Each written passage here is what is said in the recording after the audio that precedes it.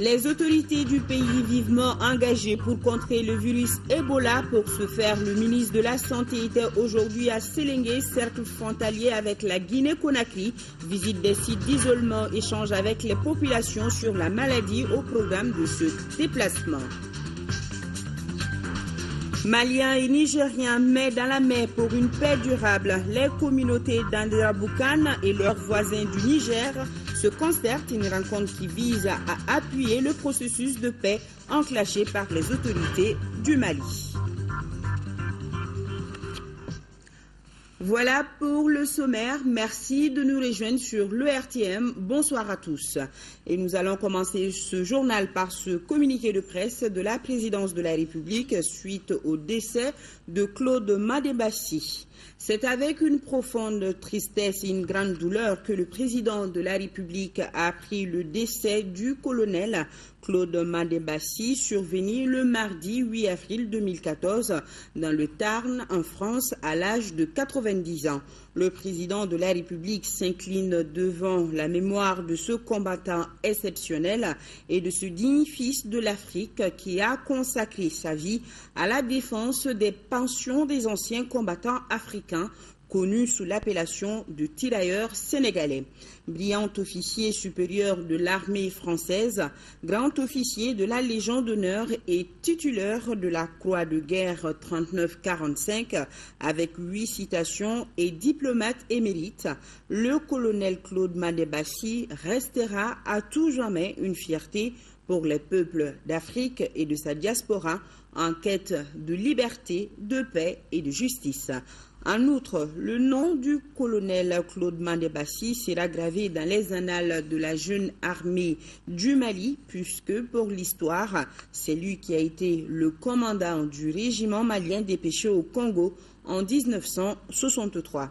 En cette douloureuse circonstance, le président de la République et l'ensemble du peuple malien adressent leurs condoléances attristées à la famille de Lulus disparu ainsi qu'au peuple frère sénégalais.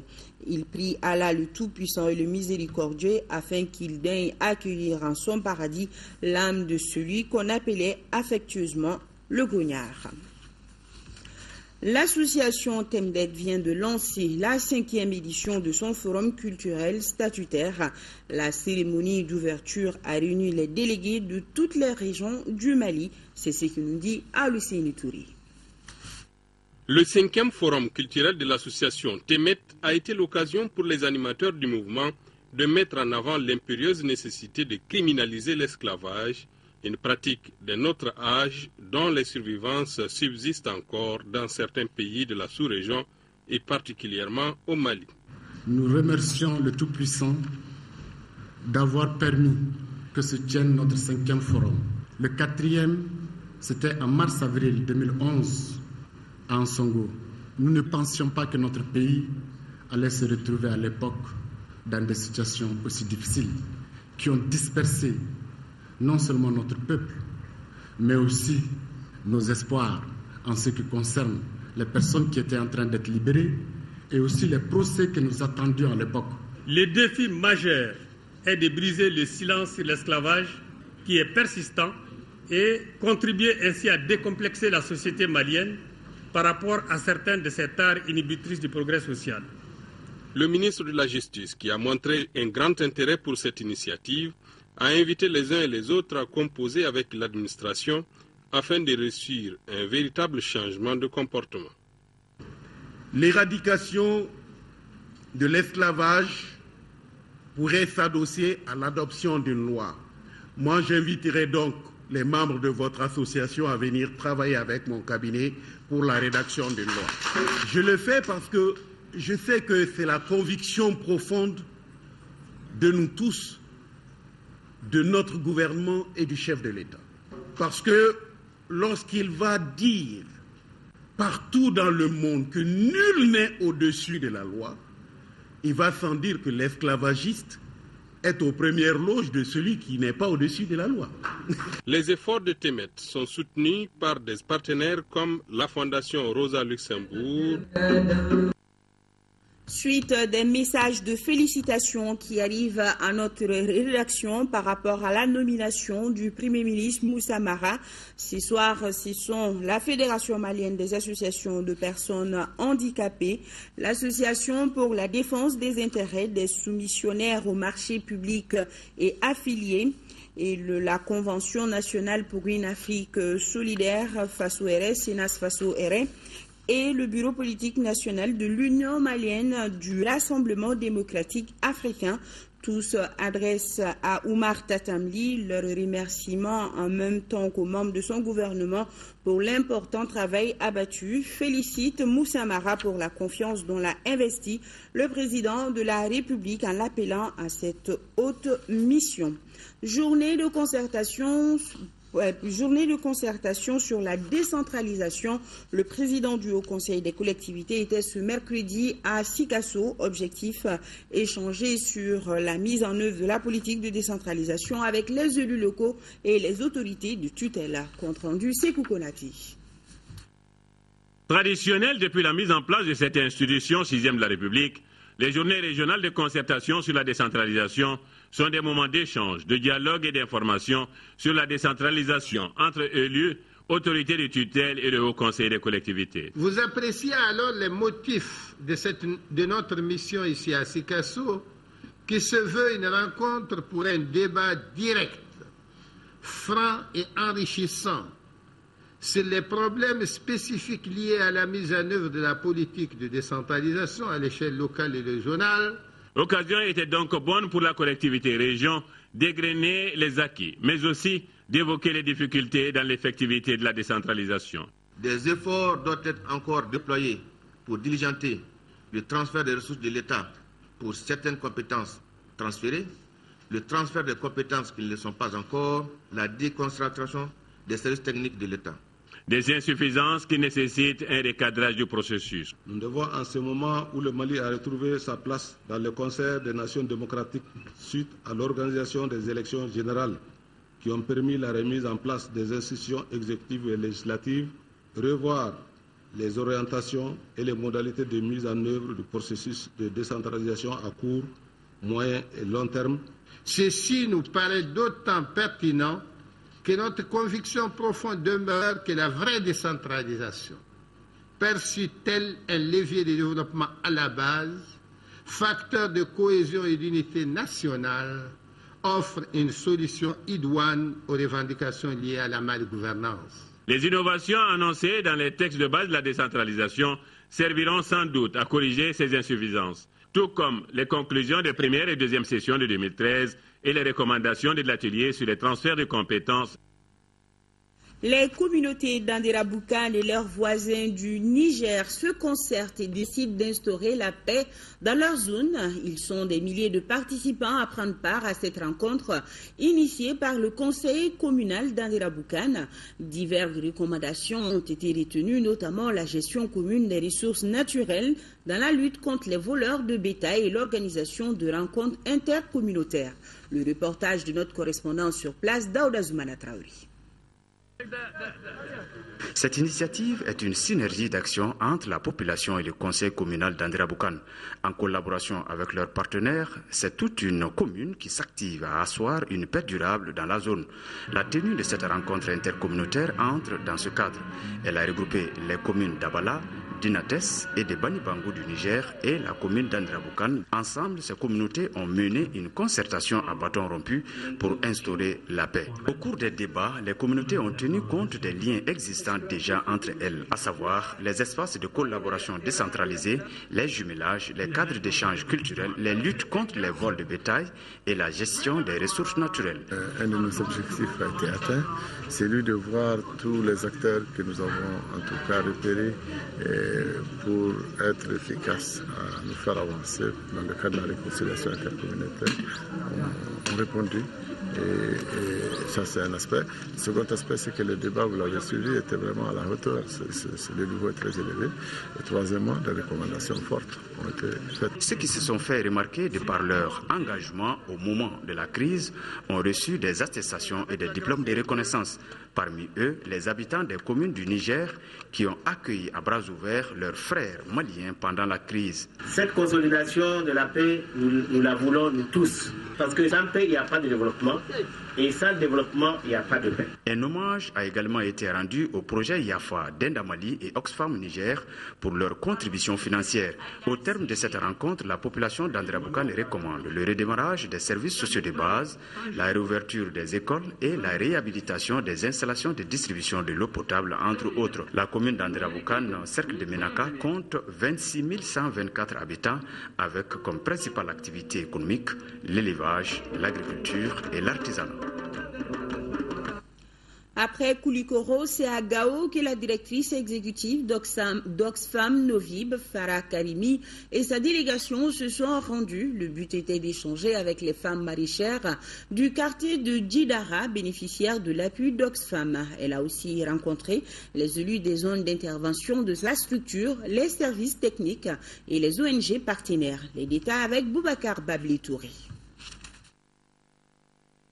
Cette visite à Gao, conduite par la directrice exécutive d'Oxfam Novib, Farah Karimi, s'est déroulée en 2 phases. La première a concerné le périmètre maraîcher d'une association féminine au quartier de Djidara, appuyée par Oxfam. Occasion aussi pour la patronne d'Oxfam Novib d'échanger avec ces femmes et de voir dans quelle mesure améliorer leurs conditions de travail après la crise. Il nous a aidé à faire beaucoup de choses. On a appris beaucoup de choses avec Oxfam. Aujourd'hui, ce qu'il nous a dit de faire, on peut beaucoup faire pour mieux pour nous. L'objet de notre visite, c'est d'abord passer en revue les programmes d'Oxfam à Gao. Comme vous le savez, nous avons une intervention humanitaire intégrée en eau, hygiène, assainissement, des activités de protection, mais aussi des activités d'assistance alimentaire. La seconde étape de la visite a été la rencontre avec les collectivités des zones d'intervention d'Oxfam à Gao, les ONG partenaires et les services techniques publics. L'objectif était d'échanger avec eux sur les préoccupations de la population en vue de dégager des stratégies de sortie de crise. Oxfam a déjà travaillé longtemps avec la population malienne et nous sommes décidés à continuer ce travail et surtout après la crise, je pense qu'il y a encore de la place pour ce travail de coopération et nous sommes décidés à continuer ce travail-là. Les responsables des différentes entités de la grande famille d'Oxfam ont participé à cette première visite à Gao de la directrice exécutive d'Oxfam Novib. Et suite à l'attaque du domicile du président Alpha Oumar Konaré, ancien chef d'État du Mali, le parti phare Ankawili, Sénas Faso RE et le PIDS condamnent fermement cet acte ignoble et crapuleux. Autre grand titre de ce journal, le ministre de la Santé, à la tête d'une délégation, s'est rendu à Sélingué, cercle frontalier avec la Guinée, ceci dans le cadre de la prévention contre la fièvre Ebola, contrôle des passagers en provenance de la Guinée, visite des sites d'isolement pour les éventuels cas de fièvre hémorragique Ebola, échange avec les populations du Fingouana sur la maladie sont entre autres temps forts de cette tournée. Ramata Konate et Alou Bekouni sont nos envoyés spéciaux. Mieux vaut prévenir que guérir. Il y va de l'intérêt de tous, surtout quand il s'agit de protéger la vie des 15 millions de Maliens contre la fièvre Ebola. À Sélingué, plus précisément à Dalabala, tout un dispositif est là pour veiller au respect des mesures préventives édictées par le ministère de la Santé. 36. À 45 km de là, c'est-à-dire à Fingouana, ce dispositif est renforcé avec l'installation d'une tente pour la prise en charge et l'isolement d'éventuels cas suspects. Cela en raison de la proximité de ce village avec la Guinée. Juste une colline les sépare et les populations ont bien compris leur vulnérabilité.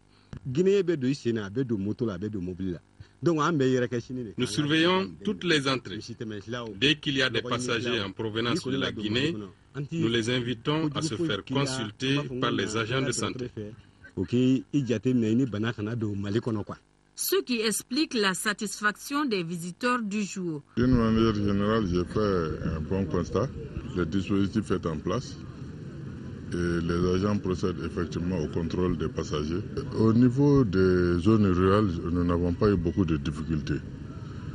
Lorsque nous avons échangé avec les populations, nous avons compris que ces populations ont accepté l'implantation des sites d'isolement.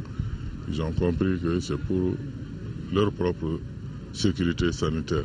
Le Mali donc a été proactif en mettant en place un dispositif de surveillance, ce qui a permis donc d'isoler des cas suspects et de confirmer que ce n'était pas la maladie qui était crainte par tout le monde.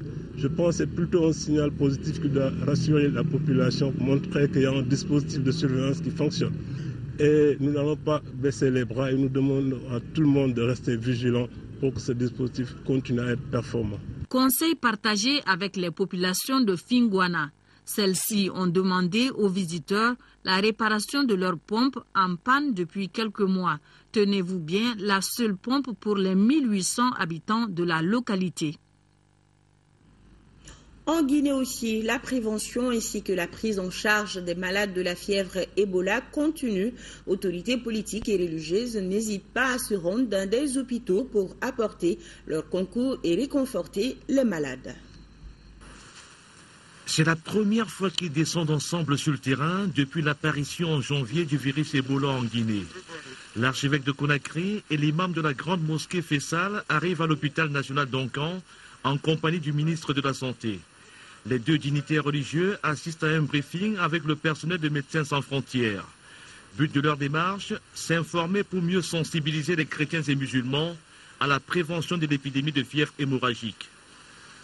Je dis aux populations guinéennes de rester calmes, de connaître qu'on n'est pas ici abandonné comme ça. On est dans la main des autorités compétentes. Nous invitons aussi le peuple de Guinée à se tourner vers Dieu. Parce que l'homme peut travailler, l'homme peut faire bien des choses, mais c'est Dieu qui fait que le travail porte des fruits. Outre l'implication des chefs religieux, le changement de stratégie dans la campagne de sensibilisation sur Ebola se traduit par la mise à contribution des médias privés. Merci d'être à l'écoute de ce programme spécial FM, cette synergie FM contre Ebola. Dans le studio, plusieurs spécialistes de Médecins sans frontières et de l'Organisation mondiale de la santé délivrent des messages sur les mesures à observer pour stopper la propagation du virus Ebola. Ce programme d'information sur l'épidémie est diffusé simultanément sur les antennes d'une dizaine de radios et télévisions guinéennes. Nous pensons que c'est la meilleure plateforme que notre union pourrait offrir au service de la Guinée, de sa santé. Ce clip enregistré en langue locale et en français par de grands noms de la musique guinéenne invite la population à suivre les consignes pour éviter d'attraper le virus Ebola.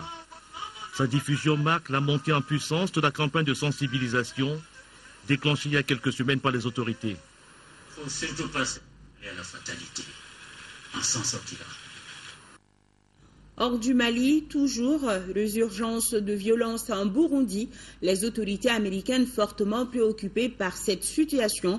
Le Sénégal, comme toute l'Afrique, endeuillé par la mort du colonel Claude Mandé-Bassi, ancien tirailleur sénégalais.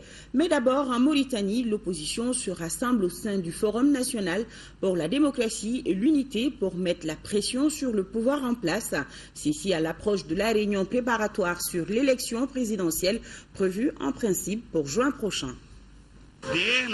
L'opposition mauritanienne, unie au sein du Forum national pour la démocratie et l'unité, a rassemblé mercredi quelques centaines de sympathisants lors d'un meeting à Nouakchott.